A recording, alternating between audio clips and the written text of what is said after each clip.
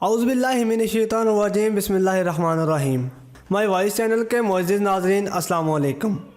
ناظرین، گلگت بلتستان کے لوگوں نے ٹرک کا نام سن رکھا تھا کہ یہ ایک بہت بڑی چیز ہے، اور وہ سوچا کرتے تھے کہ اگر گلگت بلتستان میں بڑا ٹرک آ گیا تو اس کو بازار میں کہاں رکھا جائے گا۔ پھر جب گلگت میں پہلی بار جیپ آئی اور مرکزی بازار میں پہنچی تو ایک بوڑھی عورت نے ہمدردی کا اظہار کرتے ہوئے گھاس کی گٹھڑی اس کے سامنے لا کر رکھ دی۔ اس نے سوچا کہ یہ گھوڑے کی طرح زندہ چیز ہے جو نہ جانے کب سے پیدل سفر میں ہے اور اب تھک گئی ہوگی۔ گلگت بلتستان کے محمد عباس کاظمی سمیت دیگر کئی بزرگ ایسے بہت سی کہانیوں کو یاد کرتے ہیں جو اس وقت مشہور ہو جاتی تھی جب ان کے علاقے میں کوئی نئی چیز یا ٹیکنالوجی پہنچنے کے بعد مقامی افراد میں باز گشت کرتی تھی۔ سڑکوں اور ہائی ویز پر مشتمل مواصلاتی نظام کی تعمیر سے قبل گلگت بلتستان سمیت ملک کے بیشتر شمالی علاقے دنیا بھر سے کٹے ہوئے تھے اور یہاں مقامی افراد کا طرز زندگی صدیوں پرانے طور طریقوں کے مطابق چلتا تھا۔ مگر یہاں تبدیلی کی سب سے بڑی وجہ کراکرم ہائی وے کی تعمیر ہے جو دنیا کی بلند ترین پختہ سڑک ہے۔ چین کے سرحدی علاقے کاشغر سے شروع ہونے والی یہ شاہراہ خنجراب پاس کے مقام پر پاکستان میں داخل ہوتی ہے اور پھر ملک کے مختلف حصوں سے ہوتی ہوئی حسن ابدال میں جی ٹی روڈ سے جڑ جاتی ہے۔ گلگت بلتستان کو پاکستان سے اور پاکستان کو چین سے زمینی راستے کے ذریعے جوڑنے کا خیال سن 1956 سے سن 1958 تک پاکستان میں چین کے سفیر جنرل چینگ بایو کا تھا، جس پر سن 1963 میں دونوں ملکوں میں اعلیٰ سطح پر بات چیت ہوئی۔ سن 1965 کی جنگ کے بعد پاکستانی فوج کے اس وقت کے چیف آف جنرل سٹاف چین کی جانب سے دفاعی ساز و سامان کی فراہمی اور تعاون کے لیے شکریہ ادا کرنے گئے تو اس وقت چین کے صدر نے بھی ان الفاظ میں ایک شاہراہ کی تعمیر کا ذکر کیا تھا کہ اگر پاکستان اور چین کے درمیان ایک بہتر زمینی راستہ ہوتا تو یہ امداد بہتر انداز میں پہنچ سکتی تھی۔ بالآخر شاہراہ کراکرم کی تعمیر کا آغاز 1966 میں ہوا اور اس کی تکمیل سن 1978 میں ہوئی۔ 1300 کلومیٹر طویل اس شاہراہ کی بنیاد قدیم شاہراہ ریشم تھی۔ ناظرین، اس شاہراہ کا 887 کلومیٹر کا حصہ پاکستان میں جبکہ 400 کلومیٹر سے زائد حصہ چین میں ہے۔ اس شاہراہ کی منصوبہ بندی سے لے کر تعمیر تک ہر قدم ایک چیلنج تھا۔ پاکستانی فوج کے شعبہ تعلقات عامہ نے حال ہی میں اس شاہراہ کی تعمیر سے متعلق ایک دستاویزی فلم جاری کی ہے جس میں اس دور کے کچھ نایاب مناظر بھی دکھائے گئے ہیں۔ شاہراہ کراکرم کا منصوبہ تشکیل دینے پر کام شروع ہوا تو انتہائی مشکل علاقہ ہونے کے باعث یہ ذمہ داری فوج کے ذیلی ادارے FWO کے حصہ میں آئی۔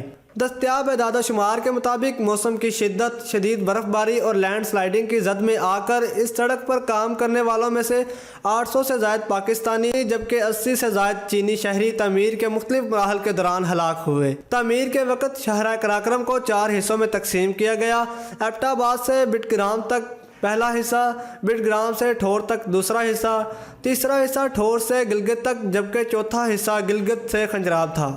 تعمیر کی ذمہ داری FWO 491 اور 492 گروپ کو سونپی گئی تھی۔ 492 گروپ کے ذمہ بشام سے گلگت تک سڑک تھی جبکہ دوسرے گروپ کی گلگت سے خنجراب تک کی ذمہ داری تھی۔ اس وقت حسن ابدال سے شروع ہونے والی یہ شاہراہ ہری پور، ایبٹ آباد، مانسہرہ، بشام، داسو، چلاس، جگلوٹ، گلگت حمزہ، نگر، سوست اور خنجراب پاس سے ہوتی ہوئی چین کے صوبہ سنگیانگ کے مشہور علاقے کاشغر میں ختم ہوئی۔ ان علاقوں تک افرادی قوت پہنچانے کے بعد بڑا مسئلہ وہاں بھاری مشینری کو پہنچانا تھا جس کے لیے امریکی کمپنی کی مدد سے ایئر فیلڈ قائم کی گئی اور رن وے کو مضبوط کیا گیا۔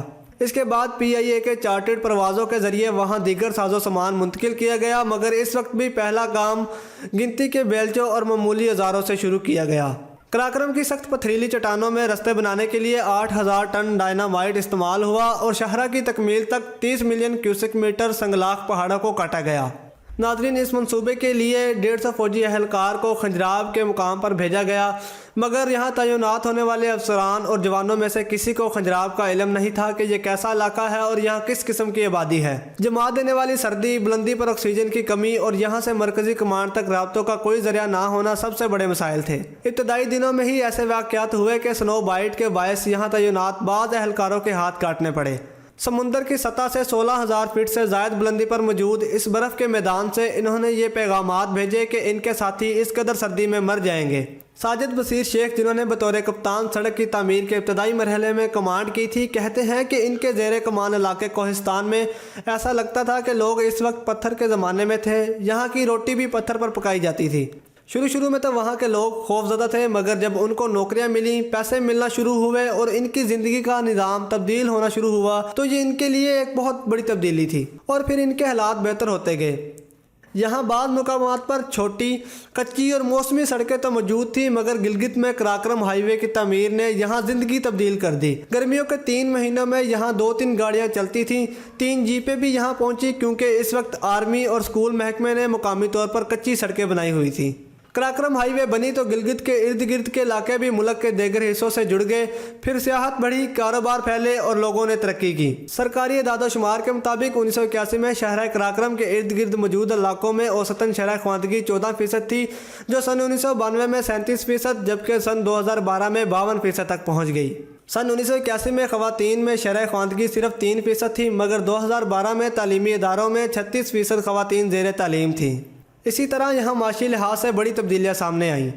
سید محمد کاظمی پہلی بار گاڑی میں بیٹھنے کے حوالے سے بتاتے ہیں کہ جب میں پہلی بار یہاں گاڑی میں بیٹھا تو مجھے لگا کہ جیسے میں آسمان میں اڑ رہا ہوں، حالانکہ مجھے پتہ تھا کہ میں زمین پر ہوں، گاڑی سڑک پر ہے، مگر اس کے باوجود مجھے ایسا لگ رہا تھا کہ میں ہواؤں میں اڑ رہا ہوں۔ بڑی خوشی ہوئی اور حیرت بھی۔